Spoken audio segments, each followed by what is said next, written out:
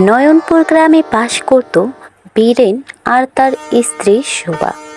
বীরেন ছিল খুবই আলসে স্বভাবের একটি লোক। মাঠের সে একদমই কাজ করতে যেত না, সারাদিন খেত আর ঘুমোতো, আর শুয়ে শুয়ে ভাবতো কিভাবে বড়লোক হওয়া যায়। অন্যদিকে তার বউ শোভা পড়েছে যন্ত্রণাতে। স্বামী কাজ করে না, তাই মাঠের কাজ তাকেই করতে হয়। মাঠে সারাদিন কাজ করে আবার বাড়ি এসে রান্না করে, আর রান্না করা হলে বীরেন সেই খাবার খেয়ে আবার ঘুমিয়ে পড়ে। এভাবে কাটে তার দিন। তাই তার বউ বলছি এভাবে আর কতদিন চলবে? তুমি তো মাঠে একদমই যাও না এখন, সব কাজ আমাকে একা সামলাতে হচ্ছে। এভাবে চললে আমি আর তোমার সংসার করব না। আরে শুভা, তুমি কি যে বলো না। তুমি চলে গেলে আমার কি হবে? আর চিন্তা করো না, আমাদের দিন একদিন ঠিক ঘুরবে। দিন তো ঘুরবে সেটা বুঝলাম, কিন্তু কাজ না করলে দিন কিভাবে ঘুরে সেটা আমাকে একটু বলবে তুমি? আরে আরে, ঘুরে সব ভগবানের কৃপা। একদিন দেখো আমরা খুব বড় লোক হবো। হ্যাঁ হ্যাঁ, তুমি খাও আর ঘুমো আর বড়লোক হওয়ার চিন্তা করো, তোমাকে দিয়ে কোনো কিছু হবে না।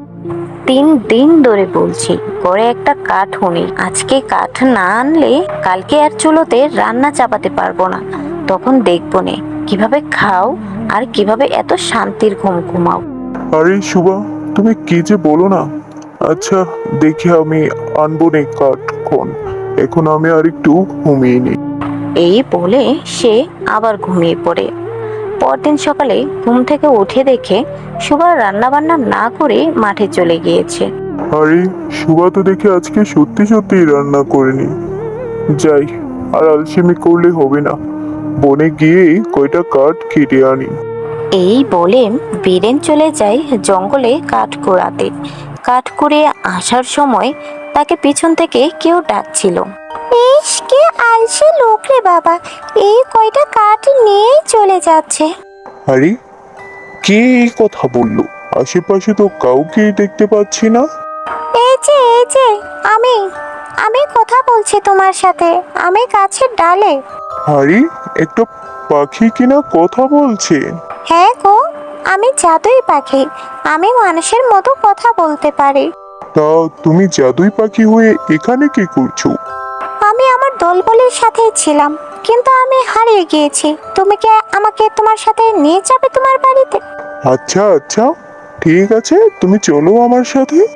এই বলে বীরেন সে জাদুই পাখিটিকে তার সাথে করে বাড়িতে নিয়ে আসে। বাড়িতে এসে বীরেন সুভাকে বলতে থাকে। শুভা শুভা, দেখো, এই কোনো সাধারণ পাখি না। এই পাখি মানুষের মতো কথা বলতে পারে। আরে আরে, তোমাকে আমার পরিচয় দিতে হবে না, আমি নিজেই বৌদিকে আমার পরিচয় দিচ্ছি। আরে, এ তো দেখে সত্যি সত্যি কথা বলছে। তা তুমি এই পাখিটাকে কোথা থেকে পেলে? আমি জঙ্গল থেকে কাঠ নিয়ে আসা পথে পাখিটিকে দেখতে পাই, আর ওই বলল ও আমার সাথে আসবে। আচ্ছা, তাহলে তো খুব ভালোই হলো। তাহলে পাখিটি এখন থেকে আমাদের সাথেই থাকবে। হ্যাঁ হ্যাঁ বৌদি, আমি এখন থেকে তোমাদের সাথেই থাকবো। আর তুমি খুবই ভালো একটা মানুষ, সেটা আমি খুব ভালো করেই জানি। আচ্ছা ঠিক আছে, তোমার কোনো সমস্যা হলে আমাকে কিন্তু বলবে। হ্যাঁ বৌদি, অবশ্যই।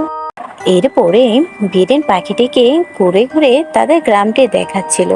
গ্রামের সবাই এই অদ্ভুত পাখিটির কথা শুনে খুবই অবাক হয়ে যায়।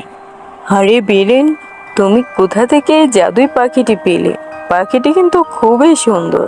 হ্যাঁ হ্যাঁ, আমি জানি আমি খুব সুন্দর, কিন্তু তোমার কাছ থেকে আমি কোনো প্রশংসা শুনতে চাই না। আরে বন্ধু, তুমি ওনাকে এভাবে বলছো কেন? তুমি আমাকে স্যার কাছে নিয়ে বিক্রি করে দিতে চাও, তাই না? আমি মানুষের মনের কথাও বুঝতে পারি। এটা শুনে তো পাশে থাকা লোকটি খুবই ঘাবড়ে যায়। আসলে সে মনে মনে এরকমটা চিন্তা করছিল। ইস, কি দুষ্টু পাখি রে বাবা।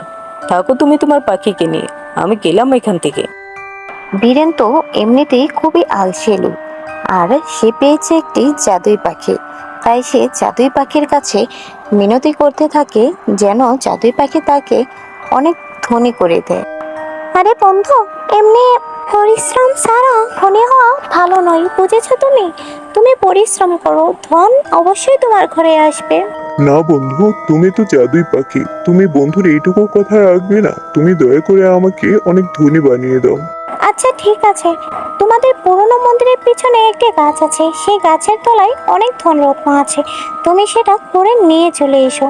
এরপরে বীরেন যায় সেখানে, আর সেখান থেকে মাটি খুঁড়ে এক হাড়ি সোনার মোহর পায়, আর এগুলো বাজারে বিক্রি করে সে অনেক বড় লোক হয়ে যায়। তার আলসেমি আরও বেড়ে যায়। হঠাৎই একদিন সে খুব অসুস্থ হয়ে পড়ে। ডাক্তার এসে তাকে বলে, আরে বীরেন বাবু, আপনার তো ডায়াবেটিস ধরা পড়েছে। কি বলেন ডাক্তার, ডায়াবেটিস কেন হলো ওর? আমি তো শুনেছি আপনার বর কোনো কাজই করে না, আর কাজ না করতে করতে তার ডায়াবেটিস রোগ হয়ে গেছে। হাই হাই, কি বলেন? কাজ না করায় আবার এইরূপ হয় নাকি? হ্যাঁ হ্যাঁ, নিয়মিত একটু শারীরিক পরিশ্রম না করলে শরীরে এই রোগ বাসা বাঁধে। এখন থেকে তুমি কোনো ধরনের মিষ্টি খাবার খেতে পারবে না, আর প্রতিদিন সকালে একটি এবং রাতে একটির বেশি রুটি খেতে পারবে না। এটা বলে ডাক্তার সেখান থেকে চলে যায়, আর বীরেন কান্না করতে লাগে, আর জাদুই পাখিকে বলে, জাদুই পাখি, জাদুই পাখি, তুমি একটা ব্যবস্থা করে দাও না, তুমি তো সব পারো। আমি এরকম না খেয়ে থাকলে তো মরিয়ে যাব। তোমাকে আগেই বলেছিলাম পরিশ্রম করো, এতে তোমার ধনও লাভ হবে, শরীরে সুস্থ থাকবে। আমি একটি জাদুই পাখি, কোনো ডাক্তার পাখি না। আমি আমার দলবলকে পেয়ে গেছি, আমি আজকে ওদের সাথে চলে যাব। এই বলে জাদুই পাখিও তার কাছ থেকে চলে যায়। এখন বীরেনের ধন সম্পদ সবই হলো, কিন্তু তার এখন আর সুখ নেই।